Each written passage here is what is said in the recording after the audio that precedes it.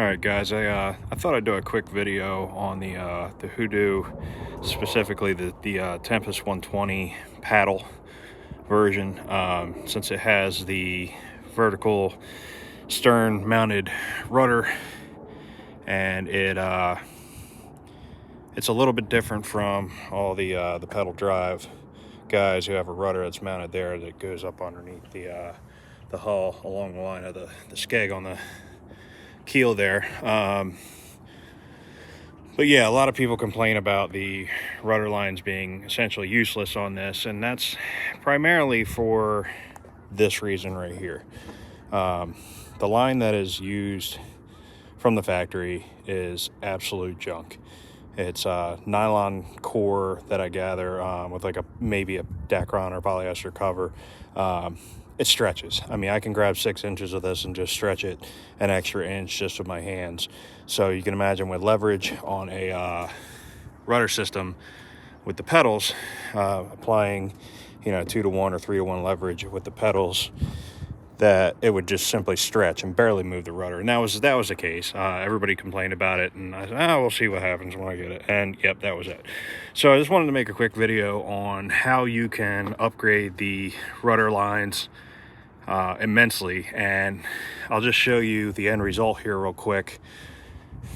I've got Spectra spearfishing line, rated for about 400 pounds breaking strength, much more than this is ever going to need, instead of that line. And I fished it through, ran it exactly the way Hoodoo did. When you get your Hoodoo kayak, as you know, your lines are just in a big knot back here. They're not even attached to the rudder. The rudder's not even attached to the boat. So I'll give you the end result first, and then I'll show you how I routed it and what tools I used. So if you just watch, I've got the rudder up so you can see it better. That's full term. And then we switch over to the other side and put this pedal back in because it seems to pop out pretty easily. And it just goes full rudder to the other side with the pedals moving in relation to each other exactly as they should. So I'll show you how to route the cables without much stress, and then I'll show you the materials and finally how to tie and adjust the lines so that you have adjustability down the road and they're slowly having a nice snack on a stick. So yeah, you want to start at the back of the boat, and you're going to take your factory line, which is going to come out of here. You have these PVC tubes with zip ties on them. Make sure you maintain all these tubes and zip ties. Keep every one of them. You're going to need them. There's upgrades you can do here, and I'll probably make a video on that later, but for now, hang on to these. So you're going to take the line that's in there, and the excess is going to be out to, about here, and you're going to attach a pulling line to it. That pulling line, in my case, is some whipping twine from Robeline or Robeline. It's very strong stuff. It's got a waxy coating on it, but most importantly, it's very thin. There's some information on the stuff there. You can get other cheaper stuff, but I recommend this because it is super strong for its diameter, and it's also got that waxy coating on it, so it slides through things nicely. Then you're going to need your spearfishing reel line. Got this on Amazon. I think it was like 30 bucks for I don't know, enough to do like four kayaks with. See right there, 10 pounds tensile strength, 1.8 millimeter diameter. That is important. Get the 1.8 stuff. Don't get the 2.2. You'll regret it with these tubes. So anyway, we're going to take this stuff, and you're going to tie what is called a constrictor knot. And I'm going to try to set the camera up so that I can show you that knot. A little keel rest is handy. You're going to take your line, form a loop, and then twist that loop this way over itself. So what you should end up with is a line that is tied around itself one time, and then you have the 2 loops.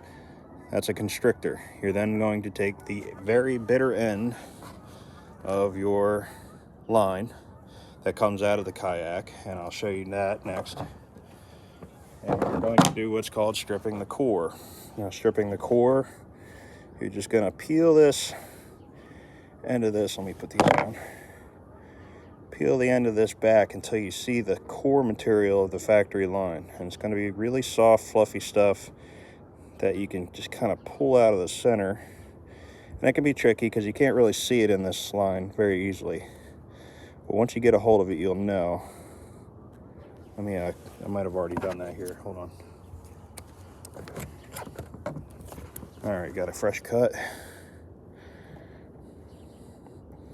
Peel it back until you can get to the core. Grab that core with just your fingernails. I have really short fingernails, so I'm struggling a lot here. Here's the core. All right, pull the core and the sheathing back, the cover back. I'm gonna cut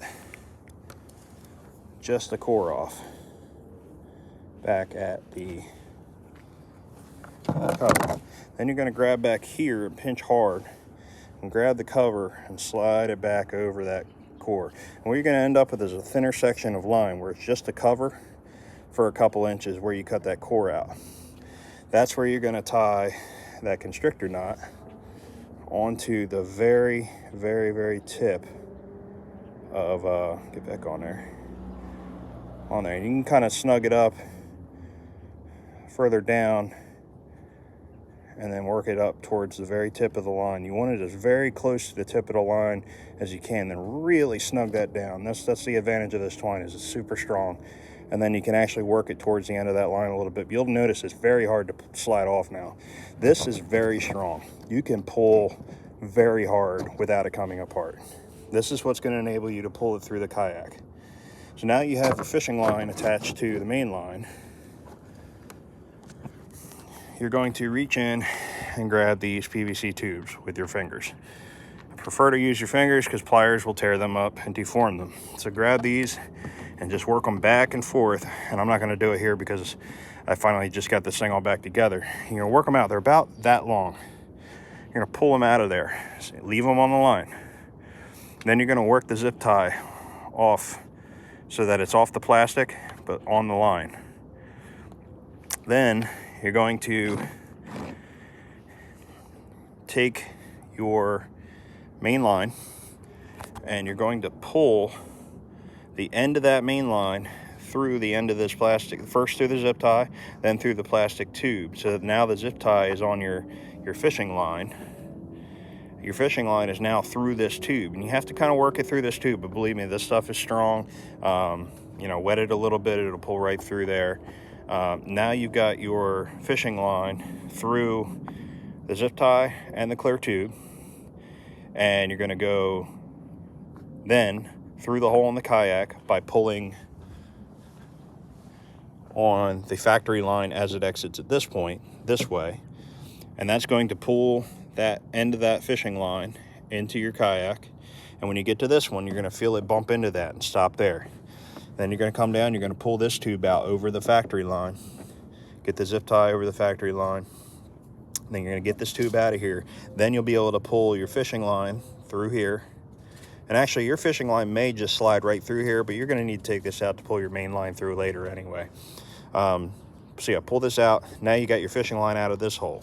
At that point, all the hard work's done. All this stuff down here you can reeve through without the fishing line. You're not worried about losing your line inside the kayak, but this stretch right here is the important part. So once you get your fishing line through here, you can cut the fishing line off, and I recommend you tie it to the seat so you don't lose it. And then you're going to come back to this end. The thing you did with the core, stripping the core so that you could tie the line on, you're going to do the same thing with your spearfishing line. You can also get Dyneema in this diameter, but it is very hard to find, and it is much more expensive than the Spectra. For what we need, 400 pounds, 410 pound strength, perfectly good. You're going to strip that core. You're going to then attach the other end of your fishing line you're going to cut it off of your reel. You're going to attach that to your new line, which this is the old line, but let's figure on that being the spearfishing line. You're going to attach it to that. Now you're going to pull the spearfishing line through the zip tie, then through the clear tube, then into here, following the same order of operations as you did for the spearfishing, or for the fishing line. And then when you get your line out of here, then you're going to go through the clear tube, then through the zip tie, then tie your main line off here so you don't lose it. At that point, you can get rid of the fishing line. You can get rid of the factory line. You can pull it out of all this, and that just wraps over the top of this, around the front of this, through a hole in the bottom, to a hole in the bottom here, up through, and into this hole here. Once you get through this hole at the top, let me move the pedal back so you can see it better. There is a figure 8 tied on the end of that line, and then pulled tight. So now you've got your lines fished through. You've done that for both sides, and you have now a couple feet. Leave yourself a few feet of line hanging off of the end of this.